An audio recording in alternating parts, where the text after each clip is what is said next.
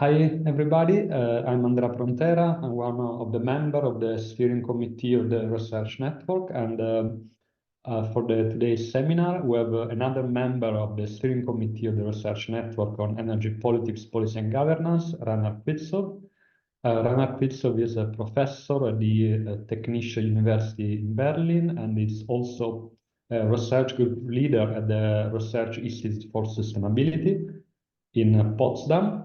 And today he's going to present work on how decarbonization, as you can see, and geopolitics are transforming fertilizer supply chains. So I will be the chair for this event. So now I give the floor to Reina, and then, as usual, we will have time for questions, comments, and so on. Okay, great. So I put it in. Okay, so it's you can see everything, right? Okay, cool. Yeah, welcome. Happy to be here today and talk about decarbonization and geopolitics in the context of fertilizer supply chains. And this is a paper that I've written together with Margarita Balmaceda and Andreas Golzhau. And yeah, I'll just jump right in. So I'll start with these quotes that I thought were interesting when we were developing the paper about the fact that what we're seeing now currently in the context of decarbonization is that actually the politics of energy, in a way, are moving up the energy value chain. So previously, we've had a lot of discussion of energy politics, about energy supply, where does it come from, how do we secure it, etc. And now more and more, that doesn't mean the politics of energy supply are going away, but we're also having political discussions on energy intensive commodities. So what do you actually do with the energy starts to matter. And I thought these quotes were interesting from Matthew Huber, who was looking at fertilizers in a paper a few years ago. He says, although the industrial facility largely benefits from its access to and control over these substances, the politics of them is directed elsewhere along the commodity chain to naturalized areas more familiar to political ecologists, which he is, sites of natural gas extraction or agricultural application, for example. Politically, although much of political ecology focuses on what I call following the politics, industrial environments often entail uncontested power over massive flows of raw materials, energy, and waste. And so one of the things that I would like to argue, and that might come out of this presentation, is that actually, yeah, we're seeing that this is changing. The politics are actually now also in these sites of industrial production, and we can discuss that afterwards a bit. And now I'll start talking a bit more about fertilizers specifically. So why do we care about fertilizers? Well, first of all, fertilizers have a very large carbon or CO2 impact. The amount of CO2 emissions coming from the fertilizer sector, both in production and use, is about equivalent to the CO2 emissions, the annual CO2 emissions of a country like Japan. So it is a major factor here in when we look at CO2 emissions. This is of both production and use. The use is closely linked to ammonia production. So the other 70% of global ammonia production goes into fertilizer production, and ammonia production accounts for about, again, similar amount of CO2 emissions, similar to a large industrialized country like UK, South Africa, Australia, what we have here on the chart. So it matters because it's relevant for the climate. Of course, fertilizers are also important because they are linked to agricultural yields. So they're linked to food security in some ways. There's a lot of debate about this, of course. Do we need as much fertilizers? How is it really a linear relationship? It is not. Decreasing, or the yield gains, they decrease with increasing amounts of fertilizer application, but still it plays an important role. We also know that fertilizer application rates are quite different across the world. And we see here the orange bubbles on the left-hand side that African countries in particular have very low levels of agricultural, nutrient application or fertilizer application. And they're also the countries or the continent where most of the countries have very, very low agricultural yields per hectare. So again, this sort of just also highlights the unevenness of fertilizer use and what it means for food production, food security. And of course, fertilizers are also have problematic environmental impact, not just on the not just on climate change or not just on CO2 emissions, but also the use of fertilizers, phosphor, nitrogen, which are part of fertilizer application, are considered planetary boundaries, and those are actually areas where there's considered to be significant overshoot according to this concept of planetary boundaries developed by the Stockholm Resilience Center. So yeah, problematic also in that sense. So that's why in this paper, we've tried to sort of frame fertilizers as a sort of nexus issue, and we place the fertilizers, when we start off in our discussion, we place fertilizers really at the center of a nexus between energy, which is the input, climate change, which is one of the impacts of fertilizer use, and then also fertilizers, of course, have impact on food security, as I described, and then environmental security, because fertilizers also have implications for local environment, and then also via climate change, of course, have an impact on environmental security, climate security.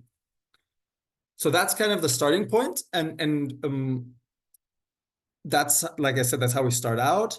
But then there's also quite intertwined, and it's become a very politically charged issue or supply chain for various reasons that are not entirely linked to these nexus, these sort of areas in the nexus that I'm presenting here, but it's actually something that has emerged over time already, and this then starts these things play into that, and they're related to in general the developments that we're seeing geopolitically, the increasing geopolitical rivalry, war, etc. And I'll go into that now.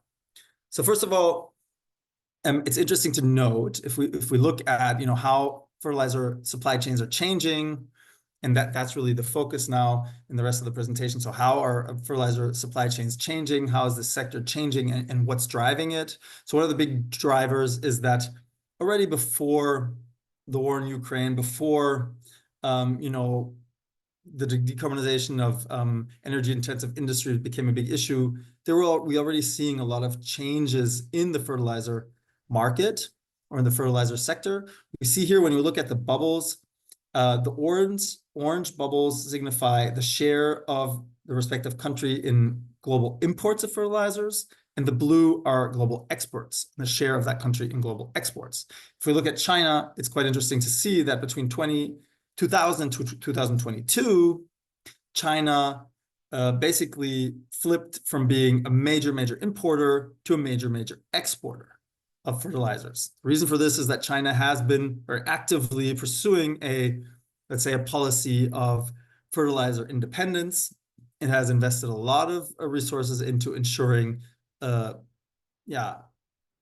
local supply, domestic supply of fertilizers. At the same time, we see that Brazil, for example, hasn't really invested in that. And because it's such a big agricultural producer that does use a lot of fertilizer, it's become more and more import dependent. It accounts for a huge share of global imports, and the US also flipped from being a net exporter to a net importer. The interesting thing here is also that this graph, to a certain degree, also distorts these figures.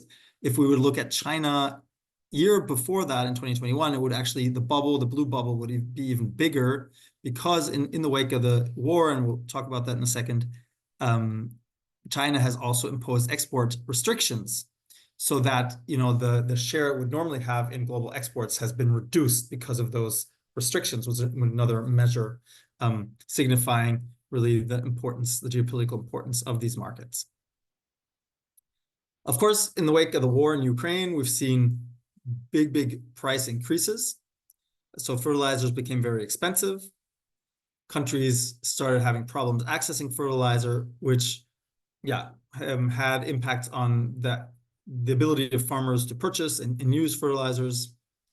We also saw that in the wake of the war, because of these shortages, because of the problem in accessing fertilizers, Russia started donating large amounts of fertilizers to African countries to sort of signify, there's this big problem, Russia is going to help. Russia is there to help you and is a partner that you can rely on to secure what you need for feeding your population. So the war in Ukraine had a big impact. An interesting impact also from the war in Ukraine is that we all know, I think, here in the Zoom room, that Europe was quite successful at reducing the import of natural gas from Russia, which was an important goal. But what I think not as many people know is that at the same time as Europe started reducing imports of natural gas, Europe has also significantly increased its import of gas-based fertilizers.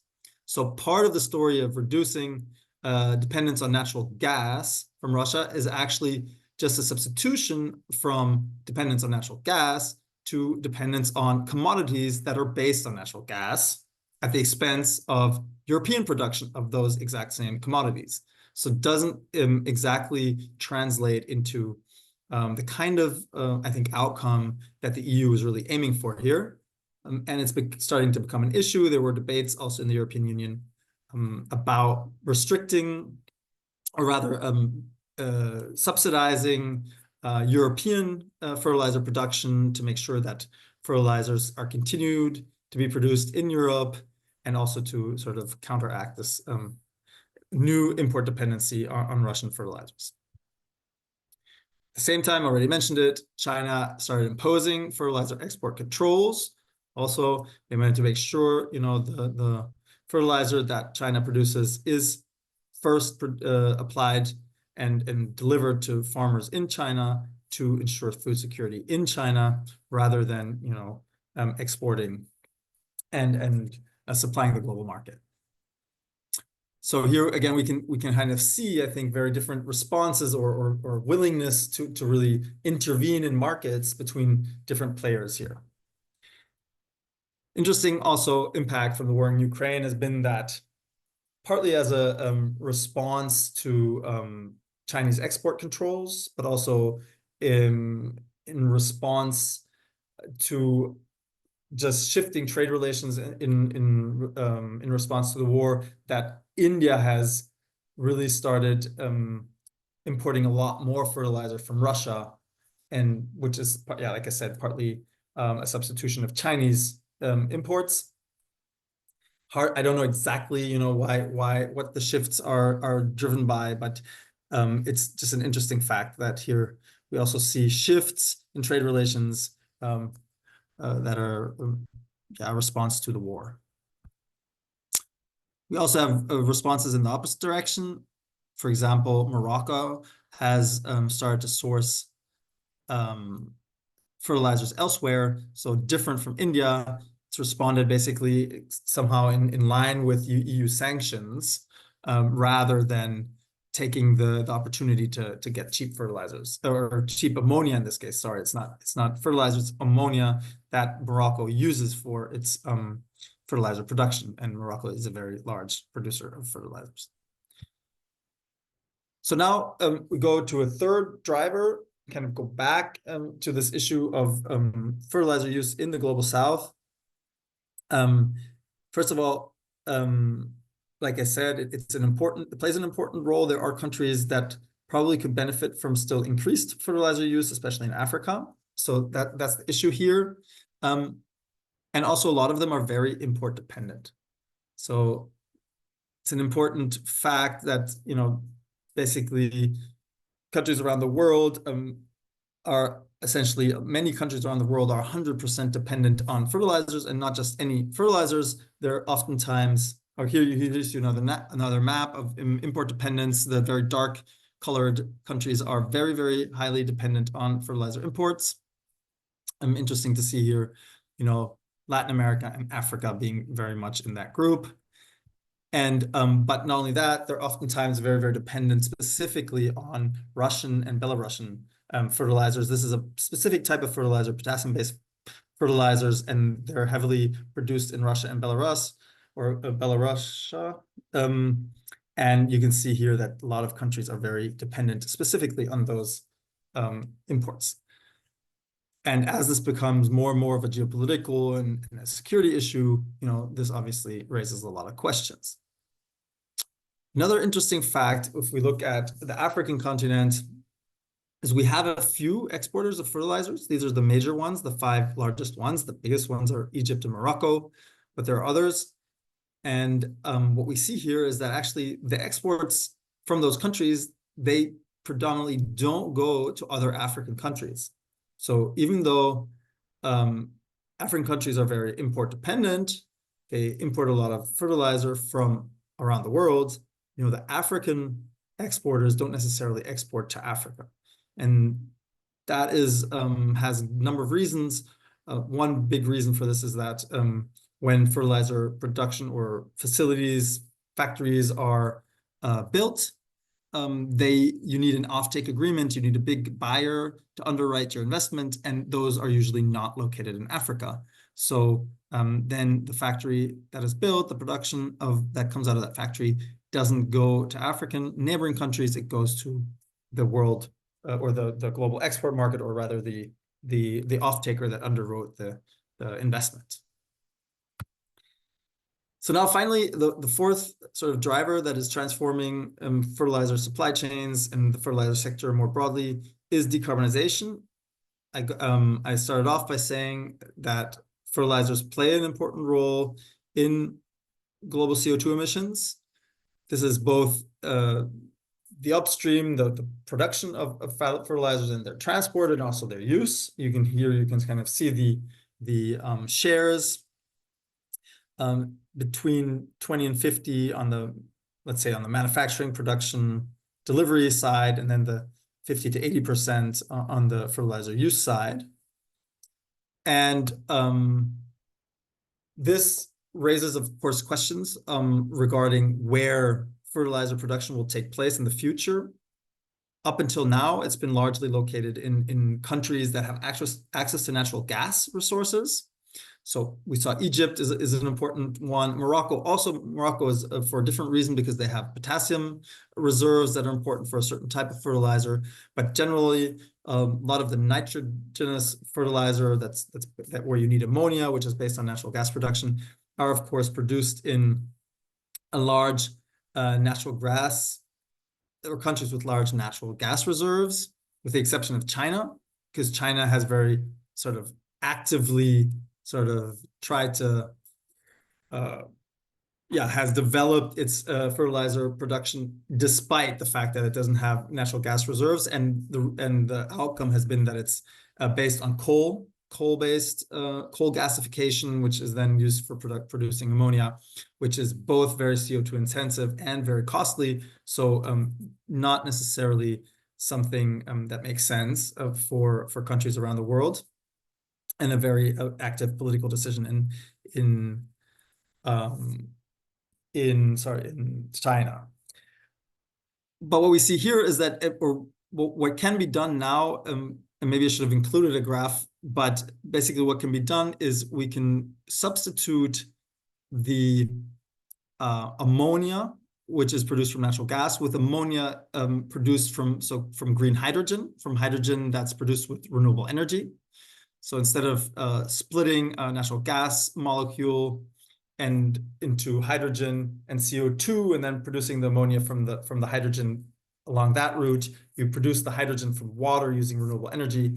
And there we see that this might change where it makes sense and where it's interesting to actually produce these fertilizers and the ammonia that is needed to produce those fertilizers. We can see that Europe is very, very energy poor compared to other continents, while Africa is the continent that has the most abundant renewable resources. And as a result, there's been a lot of discussion about whether maybe in the future we're going to see, as fossil fuels also, as climate policy requires firms to replace fossil fuels with renewables, to replace fossil-based hydrogen with renewable hydrogen, as maybe CO2 pricing makes the cost of using fossil fuels more expensive down the line, that then what becomes a very critical and important factor in the production of fertilizers or green fertilizers in the future will be the access to low-cost renewable resources. And what we see here is a diagram that says, okay, well, once fossil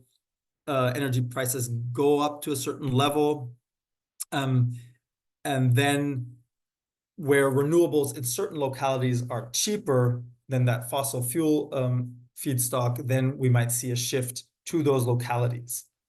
And this is what's known as the renewable pull effect, which some countries are considering an opportunity for maybe developing new industries in this broader hydrogen space, green hydrogen space.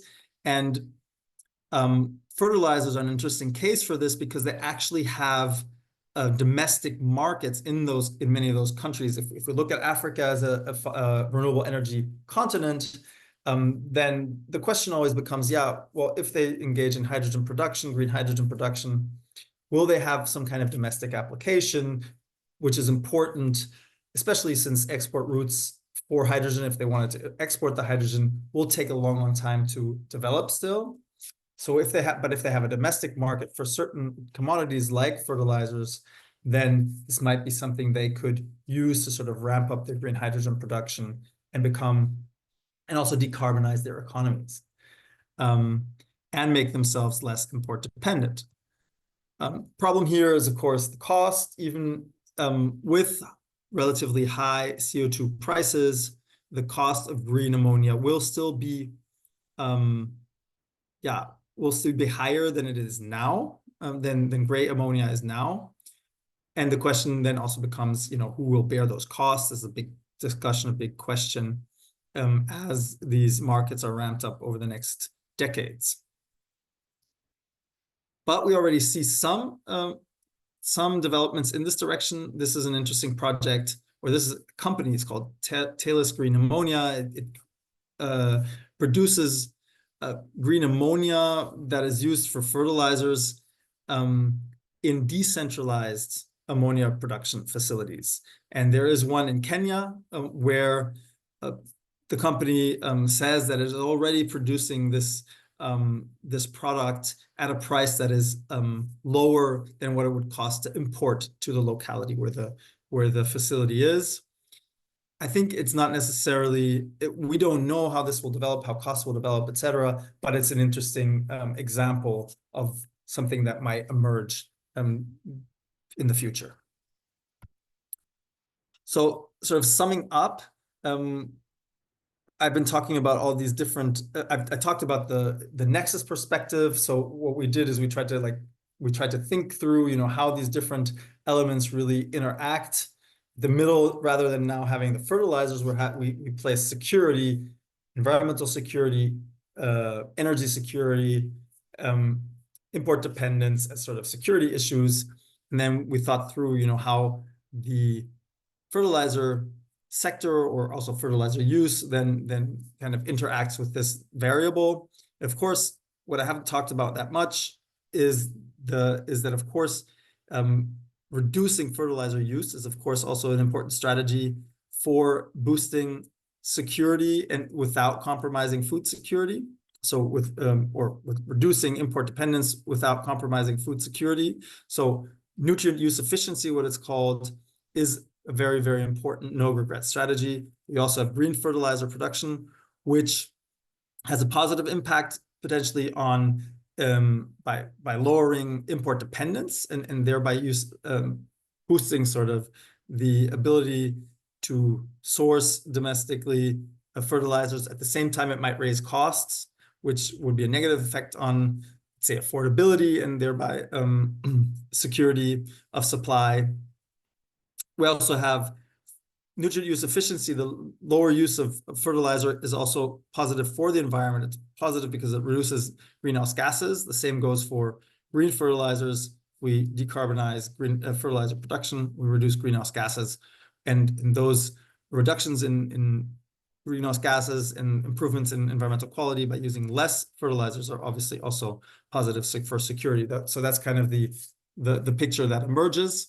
The other interesting, I think, idea to think about further when we look at fertilizer supply chains is, its potential for actually becoming a source of local value creation in countries with abundant renewables, especially in lower income countries. Why? Because it's an agricultural commodity, or a commodity that's relevant for agricultural production. So there's a direct application in those countries. So finally, so this really brings us, I think, to a lot of interesting questions about how this geopolitics of fertilizer supply chain is developing. I talked about the 4 drivers. And we're kind of, the next step now, of course, will be to kind of conceptualize what are really, or to do more research or develop a research agenda on, how are the geopolitics of fertilizers actually playing out? Who are the actors? How are governments intervening in this sector? We've seen that governments like China are playing an increasing role in the sector.